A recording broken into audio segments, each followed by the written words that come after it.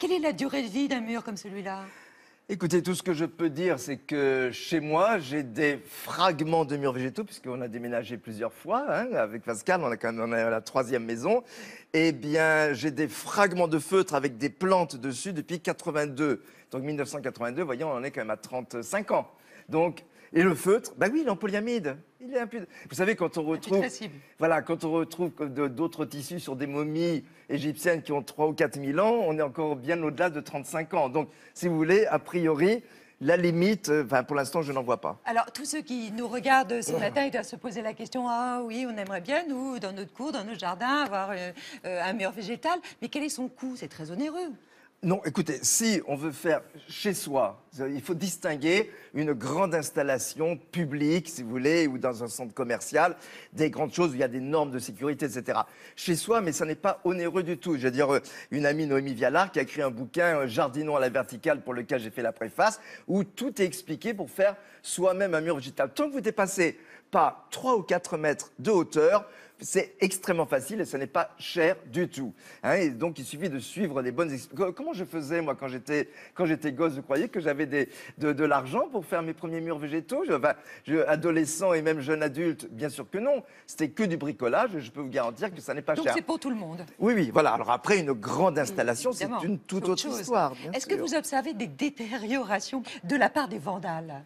Mais écoutez, très très peu, et ça je priais les dieux pour que ça se passe comme ça, et finalement c'est le cas. Je vois par exemple au Quai Branly, il y avait des discussions interminables avec la direction et même avec Jean Nouvel pour savoir si on devait protéger. Moi je disais écoutez, non s'il vous plaît, on attend au moins plusieurs mois ou un an, et en fait, ça n'est pas du tout abîmé. Parfois, il y a une petite plante qui est prise, et bien tant mieux. Je veux dire, dans ce cas-là, si les gens cherchent à se... Pas trop fort quand même. Non, non, mais... Et je vois au Blanc-Ménil, par exemple, j'avais fait une réalisation vraiment sur une place publique, sur le forum culturel.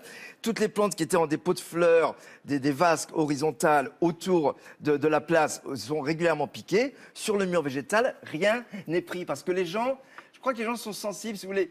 Un mur végétal, c'est pas un pot de fleurs. Ouais. Et je crois que les gens sont sensibles à cet aspect, la nature qui revient dans la ville et un système qui est vraiment un système global dans la façon de les installer. Donc je crois que le respect est assez inné. Donc les détériorations, c'est quasi inexistant. Vous pensez que c'est l'avenir des villes? Obligatoirement, ça passera par ça? Non, écoutez, moi je me souviens quand j'étais gosse, j'adorais les bandes dessinées, Flash Gordon, etc.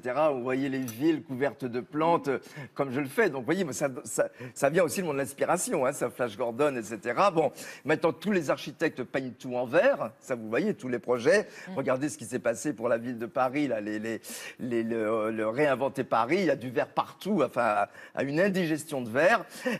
Non, moi je crois. C'est vous qui dites ça. Mais oui, parce que je crois que l'architecture est une chose, l'introduction, vraiment réconcilier la ville, l'architecture, l'homme, la nature via les plantes, c'est très important, mais on ne doit pas mettre du verre absolument partout. Il y a des architectures absolument parfaites sans qu'il y ait de verre. Mais bien évidemment, il y aura de plus en plus de verre. Il y a des choses très positives, tous les potagers qui se font sur les toitures, tout ça, ce sont des choses tout à fait encourageantes. Dire que l'humanité des villes sera sauvée par les murs végétaux, n'allons pas jusque-là, mais c'est essentiel, je crois que ce que je trouve d'extraordinaire, c'est ce mélange d'absolument tout. Entre un potager où on va cueillir sa salade, ou un mur végétal qui est finalement une sorte d'œuvre d'art, au sens où on se plonge. Voilà, une fresque, un souvenir de voyage. Les gens pensent, ah mon Dieu, c'était comme ça quand j'étais près de la cascade, près des chutes du Carbet en Guadeloupe, c'était comme ça en Auvergne quand on se baladait. Donc, vous voyez, c'est des choses tout à... Et puis, ce qu'il y a d'extraordinaire dans le mur végétal qu'il n'y a pas dans le potager, si vous voulez, sur les toitures, c'est que les oiseaux viennent, les abeilles viennent, enfin, ça devient un véritable écosystème. Vous aimez la campagne? Vous, je connais la réponse. Non. Non. Vous aimez les jardins, vous? Non, pas beaucoup. Voilà, je Sauf connais les jardins la botaniques. réponse. Sauf les jardins botaniques. Ouais. Pourquoi?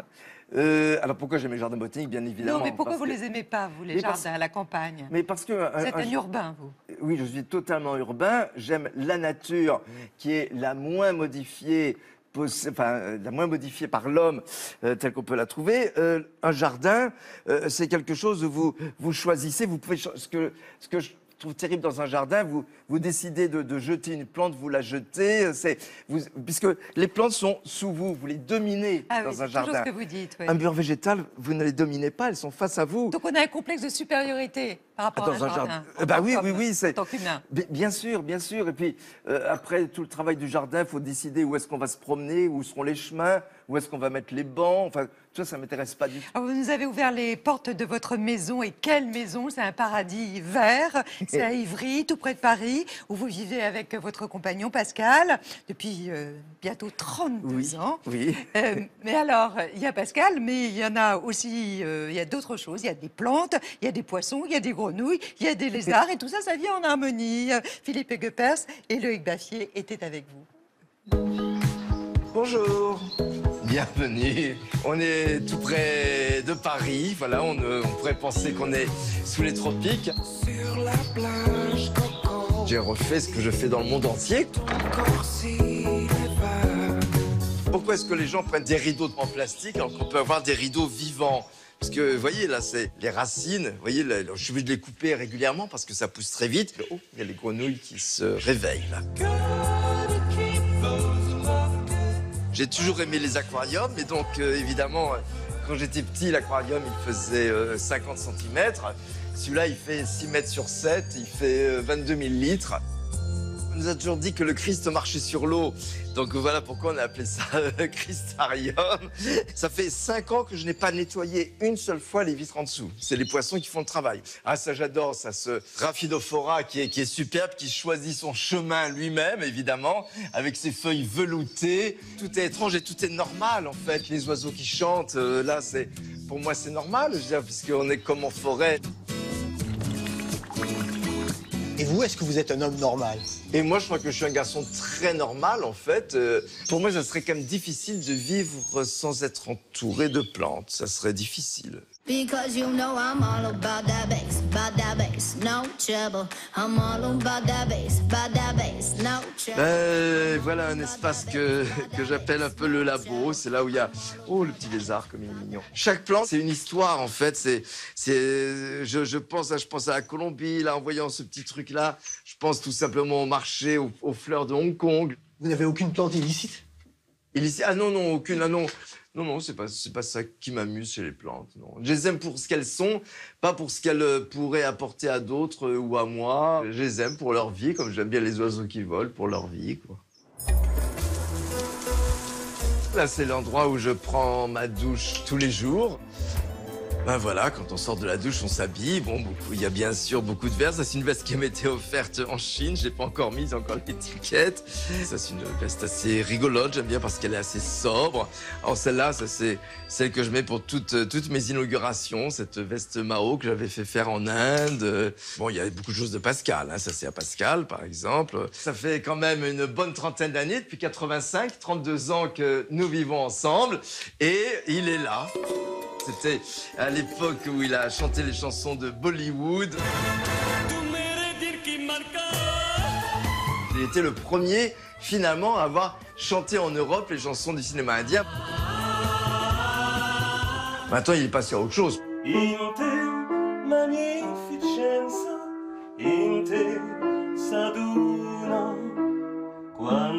Ça, ce sont les derniers mots de la Divine Comédie. Ça se termine par l'amour qui meut le soleil et les autres étoiles. Donc, je crois que c'est très à propos. Qu'est-ce qui est le plus compliqué quand on partage sa vie? C'est peut-être le côté monomaniaque, oui, le côté très obsessionnel sur des univers très très précis. Ah, c'est déjà de supporter le fait qu'il y ait de l'humidité partout. Le fait de pas trop ouvrir les fenêtres. Qu'est-ce qui est le plus exotique chez lui? Je dirais que quand il chante en allemand, c'est un côté assez exotique. Oui, mais c'est pas très tropical. D'un coup, c'est une autre personne. Ça donne quoi? Ich weiß, es wird einmal ein Wunder geschehen. On ne doit pas s'ennuyer chez vous. Hein. Puis vous êtes bien trouvés tous les deux. Hein. Oui, oui. C'est un acte politique que cet engagement vis-à-vis des plantes. Oui, enfin, au départ, ce n'est évidemment pas un acte politique quand vous êtes depuis tout gosse passionné par les plantes, mais maintenant ça devient totalement un acte politique. Et quand on voit le problème de disparition des forêts tropicales... Vous rentrez du Cameroun. Là, je rentre du Cameroun où j'ai accompagné les étudiants en master sur le terrain. C'était terrifiant. On voyait camion sur camion se succéder avec les énormes troncs d'arbres de la forêt qui venaient pas seulement du Cameroun, mais qui venaient du Congo. Parce que vous savez, le bassin du Congo, c'est le dernier grand réservoir peu touché de forêts tropicales du monde. Et là, des forêts primaires. Des forêts primaires, j'entends, hein, bien sûr. Et là, c'est terrible. C'est exploité légalement et illégalement, mais même légalement, c'est quelque chose d'assez terrible. Et ce que je regrette beaucoup, c'est qu'en ce moment, on nous parle toujours du problème de changement climatique, de réchauffement climatique, en disant que les espèces auront du mal à s'adapter. Mais au moins, elles auront des chances de s'adapter. Toutes celles que vous éliminez en coupant les forêts, elles ne risquent pas d'avoir la moindre chance de s'adapter. Donc, je trouve ça très, très dommage que ça soit un petit peu trop oublié, pas seulement la disparition des forêts tropicales, mais de tous les écosystèmes naturels du monde. Bon, bien sûr, les eaux montent, bon, mais d'accord. Mais on sait que les plantes qui sont en bord de mer, elles se débrouilleront de toute façon toujours. Donc, il y a vraiment des choses qui me choquent un peu. Est-ce que les murs végétaux ont justement un impact écologique positif? Non, déjà, un impact, de point de vue écologique, psychologique, je crois que c'est quand même essentiel. Les gens, quand ils voient un mur végétal, ils comprennent, comme je le fais, ils comprennent ce que veut dire le mot biodiversité. Ils voient un nombre incroyable d'espèces qui vivent en harmonie ensemble. Et ça, c'est très, très important, si vous voulez, cette notion de choix des plantes pour qu'elles vivent en harmonie. Je déteste la compétition et donc je choisis des espèces qui vraiment peuvent vivre très, très longtemps ensemble. Alors après, évidemment, donc ça, c'est essentiel que les gens prennent conscience de ce qu'est un milieu naturel, même recréé en ville. C'est des images extrêmement forte pour protéger les vrais milieux naturels qui restent dans le monde. En dehors de ça, évidemment, tout le monde nous bassine actuellement avec toutes les histoires de dépollution de l'air, ce qui est réel, mais ce qui est réel dans une pièce comme ici, ou dans une petite rue en canyon, bien sûr, mais au niveau d'une grande ville, non, bon, bien sûr, il y a isolation phonique, isolation thermique, ça permet d'économiser quelques degrés, etc. Bon, tout ça, ce sont des choses tout à fait réel, mais pour moi, si vous voulez, le mur végétal, c'est bien au-delà de ces petits avantages. C'est une prise de conscience. C'est une prise de conscience, Ouais. voilà. Est-ce que vous saviez qu'on pouvait cultiver des jardins sous la mer? Ah oui, il y a des expériences. Ah ouais. Il y a des Incroyable. expériences. Vous avez vu ça, hein? Oui, mais c'est. On va s'arrêter à ça, justement. C'est un jardin sans pesticides qui pourrait inspirer d'ailleurs l'agriculture Oui. de demain. C'est au large de l'Italie, c'est à 6 mètres de profondeur. Ce sont des plantes qui poussent dans des serres. C'est une autre manière de faire pousser le végétal. Le reportage de Véronique Weber de Thalassa. Je vous présente le jardin de Nemo. À 6 mètres de profondeur, un jardin potager. Dans la biosphère numéro 1, vous avez des plantes comestibles. Il y a tout ce que vous voulez. Du thym, de la menthe et du basilic. À l'intérieur, plus besoin de masque. On peut respirer normalement. Bienvenue. Le principe, l'eau salée s'évapore sur les vitres et devient de l'eau douce. Elle alimente les plantes qui créent elles-mêmes leur propre oxygène et le tour est joué. Il y a un parfum incroyable. Vous voulez sentir? C'est de la citronnelle. Avec un avantage que l'on ne trouve pas sur la terre ferme. Ici, on n'a pas de mouches, pas de parasites, pas de petites bestioles qui viennent abîmer notre récolte. Donc, on n'a plus besoin de produits chimiques. Et la mer à l'extérieur de la biosphère permet de garder une température à l'intérieur très stable. C'est parfait. Un peu comme dans une serre. Ça vous inspire quoi, ce jardin? Ben, Sans parasites, en plus, vous avez vu? oui. Mais, si vous voulez, c'est toutes les solutions que l'on peut trouver pour réintroduire les plantes dans les milieux les plus inattendus. Moi, j'adore en mettre dans les parkings de voitures, par exemple, parce que là, pour le coup, elles absorbent le gaz carbonique en excès et les autres gaz toxiques. Donc, ça sous la mer. Ben, oui, bien sûr. Bon, financièrement, je ne sais pas si c'est vraiment rentable de faire des bulles sous la mer pour faire pousser sa marjolaine. Parlons et son pas de choses thym. qui fâchent. Mais en tout cas, c'est tout à fait intéressant comme démarche. Qu'est-ce que vous aimeriez entendre dans la bouche des candidats? à la présidentielle? Ben, j'aimerais entendre justement un petit peu plus de choses, bien évidemment, par rapport à des choses beaucoup plus globales, si vous voulez, sur notre pauvre terre qui souffre beaucoup en ce moment. Vous savez, il y a l'éternel problème. Personne actuellement, parce que ça, c'est des choses sacrées, ne parle du fait qu'on est un petit peu trop nombreux sur Terre et qu'on va être encore plus nombreux. 7 milliards de personnes, c'est quand même beaucoup parce que le problème de notre espèce, c'est pas le poids qu'on fait, c'est ce foutu cerveau qu'on a qui est extrêmement goulu en énergie. Vous savez, quand on se nourrit, énormément de ce qu'on absorbe sert à entretenir ce foutu cerveau qu'on a et qui est extrêmement, extrêmement goulu. Donc, même si vous êtes quelqu'un de pauvre, votre cerveau demande énormément d'énergie. Hein. On est tous fichus de la même façon. Qu'on soit pays pauvre ou pays riche, on a besoin d'énormément d'énergie pour ce cerveau. Donc réduire la démographie. Donc il faudrait quand même essayer de réfléchir un petit peu sur la façon vraiment dont on peut restreindre non seulement l'augmentation, mais essayer un petit peu de réduire le monde qu'il y a sur Terre.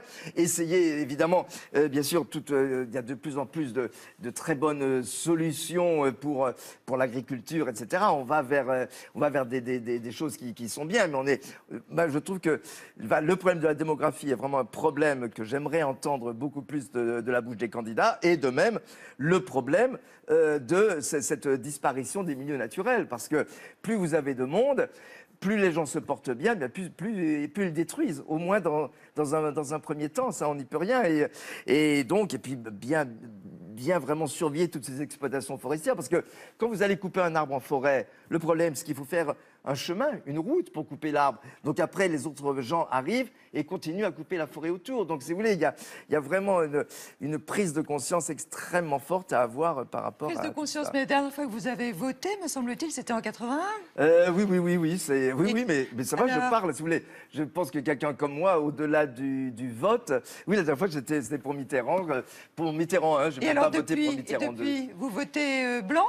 Ah non, je trouve ça absolument Patrick monstrueux que, il y a une chose qui me choque énormément, c'est que les bulletins blancs ne soient pas pris en considération. Je trouve ça incroyable. Si par exemple, vous avez dans les deux premières choses, on va dire, qui arrivent au premier tour, si vous avez un candidat puis les bulletins blancs, je suis désolé, il faut recommencer jusqu'à ce que les candidats arrivent à être suffisamment convaincants pour qu'on ne vote pas un bulletin blanc. Alors ça, je trouve scandaleux que les bulletins blancs ne soient pas un parti. C'est le premier parti de France, on le sait. Donc c'est scandaleux que ce ne soit pas comptabilisé, parce que là, ça obligerait un petit peu nos chers politiques à développer des idées qui pourraient peut-être fédérer un peu plus les personnes. C'était le coup de gueule de ce dimanche de Patrick Blanc. Quelles personnalités vous ont commandé des murs végétaux ? Oh mon Dieu, il y a des musées, enfin des personnalités individus, vous voulez dire. Azzedine Alaïa. Il y a Asdine, bien sûr. Asdine, j'en ai fait 2 chez Asdine Alaïa. Il y a un chanteur aussi. Il y a Jean Schultes. Est-ce que Catherine Deneuve, que vous connaissez, elle s'intéresse beaucoup, j'imagine? Elle adore les plantes. Mais non, elle m'a jamais demandé de murs végétaux, mais elle est plus, vous voyez, sur des rosiers, des plantes grimpantes, des clématites, des choses comme ça. Mais ça viendra peut-être un jour. Hein. Non, il y a différentes personnes. Mais c'est vrai qu'avec Asdine Alaïa et Jean Schultes, c'était des jolies rencontres.